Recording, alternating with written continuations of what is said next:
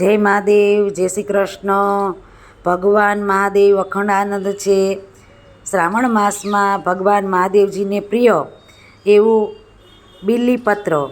બીલીપત્રનું વૃક્ષ એ મહાદેવજીને ખૂબ જ પ્રિય છે। બીલી જે 3 પત્તાનું બીલીપત્ર છે તે મહાદેવજીને ચડાવવામાં આવે છે। તેને દાંડલી તોડી અને ધોઈને પછી મહાદેવજીને ચડાવવામાં આવે છે।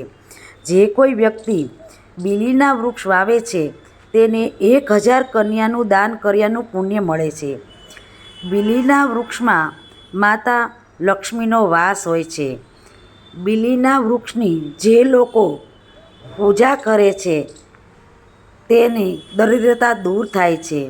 બીલીના ઝાડને દીવો કરે છે, પાણી રેડી પ્રદક્ષિણા કરે છે, તેને દરેક જાતના દુઃખ દરિદ્ર દૂર થાય છે।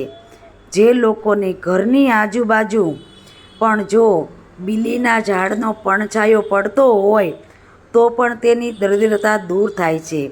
કોઈ પણ વ્યક્તિ ગુજરી ગયું હોય અને તે બીલીના ઝાડ પાસેથી પસાર થઈ ગયું હોય તો પણ તે શિવલોકને પામે છે। બીલીના વૃક્ષના જે કાષ્ઠ હોય છે, બિલ્લા છે, લાકડી છે, એની એ હવન હોમ કરવામાં કામ લાગે છે। આયુર્વેદિકમાં પણ બીલીના પાનનો ઘણો બધો ઉપયોગ કરવામાં આવ્યો છે। બિલ્લા ફળનો પણ ઘણો બધો ઉપયોગ કરવામાં આવ્યો છે। આવી રીતે બિલ્વ ફળ ખૂબ જ એવું આપણને ઉપયોગી છે।